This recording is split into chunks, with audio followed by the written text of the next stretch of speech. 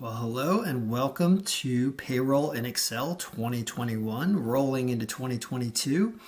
This video is a tutorial video that goes over how to use this massive payroll file, which can handle up to all 50 states. And in this instance, in the video that we're going to be talking about today, we're going to be talking about New York State and even more specifically, New York City tax. Because as a New York City resident, you will also be subject to New York City tax in addition to New York State tax.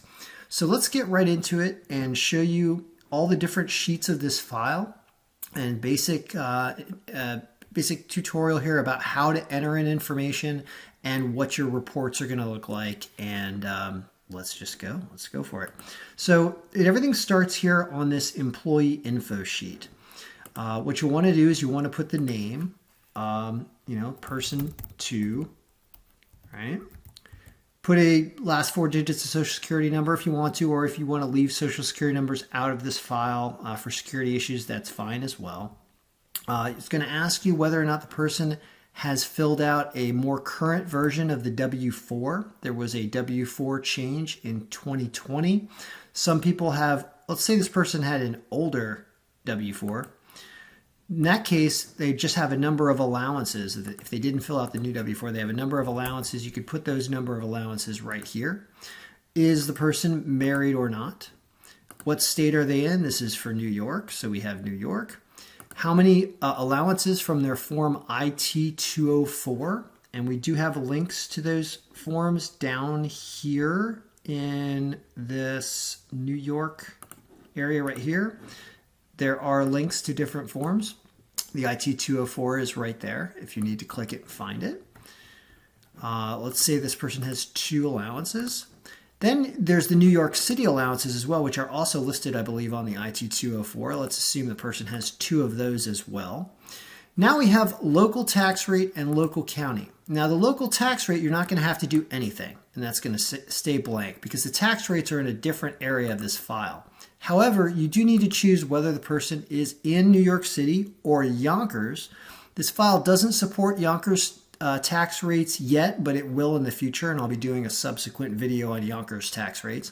So right now, it'll either be blank because the person is a New York State resident and they are not a resident of New York City, or they are a New York State resident, or maybe even, a New York City resident, and of course, a New York State resident as well. These areas are for different states, so you can actually hide them, and you don't need them. Now there's a question about paid family leave and state disability. This is assigned to you by the state depending on your type of business and type of employee. You will choose whether or not the employee has paid family leave and state disability insurance that will come out of their paycheck, whether they only have paid family leave, whether they only have state disability, or whether they have none. Let's choose both, PFI and SDI, but that will be custom to your business. Don't have to do anything here for state UI. You do have to figure out what the person's state filing status is. They're single, married, or married to withhold at single rate. We'll call them married. Don't have to fill out any of this information for the new W-4 if the person filled out in old W-4, which is what happened with this employee. So this area shows up in black. Black means that you don't need to type over it at all. Red means it's missing something. So all these future employees are missing information when you start entering them in, and it goes away. You can see that if you remove this here, it's red. It's saying you should do something if you see red. If you want to get rid of that red, you can simply remove New York, and all that red will go away as well. You can leave it like that. It's a little bit cleaner to look at it that way. And this is asking for W-4 information for those employees because it thinks they're going to fill out a 2020 W-4. Then we have some other areas off to the right, which I won't get into in this video, but they can handle some things like accrual of sick leave and addresses and other personal information that you can have for the employee. Basically, you're done with entering in all the employee information on this sheet. Then you're going to enter in daily hours for the employee if they have any days and hours and the type of hour. There's other types of compensation, which I won't get into in this video, and I've done it in other videos. Then we have a big pay period record sheet next. Pay period record sheet is where all of your independent pay stub information is going to go in. And there's just hundreds and hundreds of different formulas in here. It's enormous. It looks a little bit daunting, but the truth is you don't have to look at all of this. You can hide almost everything. Hide anything that's dark fill, like black fill or gray fill. You can just hide. Do not delete. Do not do this. Do not delete. That will break everything. But you can hide stuff. Hiding is fine. And as you start to hide, you start to see information that comes in. These are all the hours that came in from our daily entry sheet right here. Just rolls in automatically. And areas where you do need to enter information are over here. For example, if a person had hours for the pay period, it's going to ask you what is their hourly rate for this pay period. And once you type it, the red's going to go away. Did this person receive any salary or commission or anything, right? You can do that, whatever that is. Do they have any garnishments, any reimbursements? Do you want to assign a check number to this person's paycheck? Do they have any withholdings for retirement, insurance, all these different things, which I've discussed in other videos. There are placeholders for all of them. And the rest of this is all formulas off to the right. And essentially, you could just hide everything, or you could leave it there in case you need to look at what these tax withholding amounts actually are. But basically, you can just leave that over there and not even worry about it. So now you've entered in basically everything you need for the paycheck. And all of your reporting and pay stubs are basically just done, right? So you go to a pay stub and you have the ability to change different dates, and your paychecks absolutely change. And they're accurate. They show you your New York City tax right here.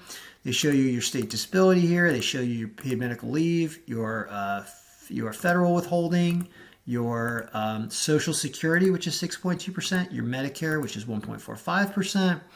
And everything on here. There's also a lot of extra areas that you don't need for New York.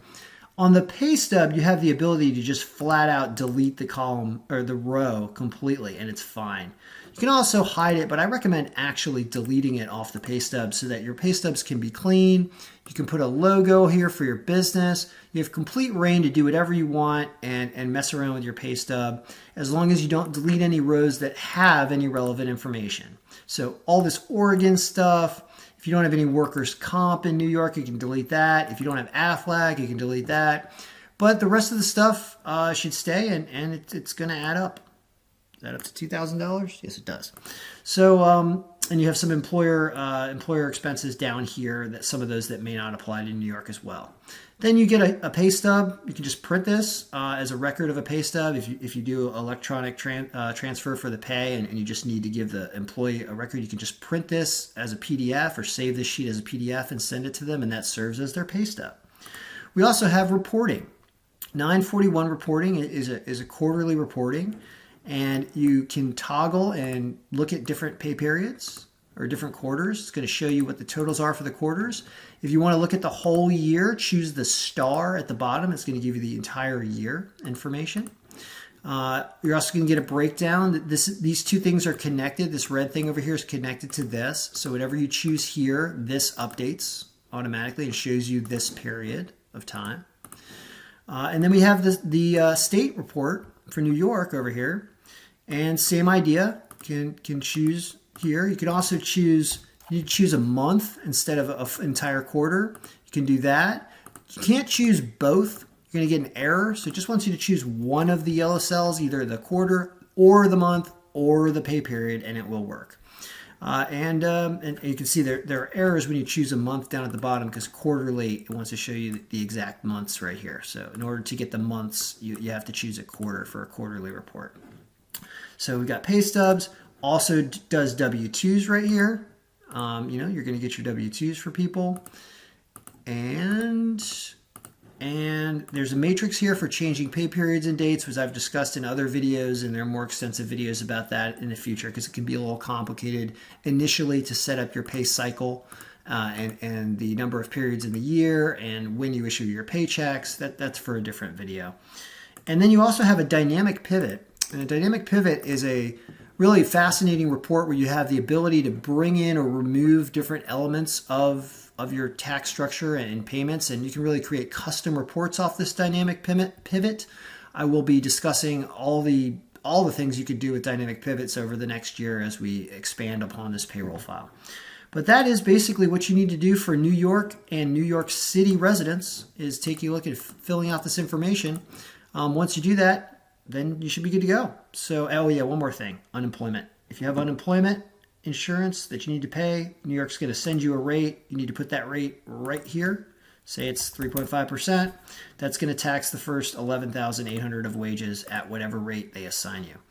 So that is payroll in New York City and New York State. If you'd like to purchase a lifetime subscription to this 50-state file, if you're in any one of the United States, I believe I have the Virgin Islands in here too. I got to see if I have the Virgin Islands still down there. Do I? No, I don't. I need to add it back. But any of the 50 states are in here.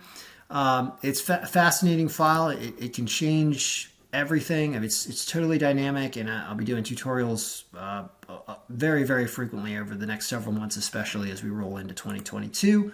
But that is payroll for New York State and New York City. Payroll should be easy. Make it so.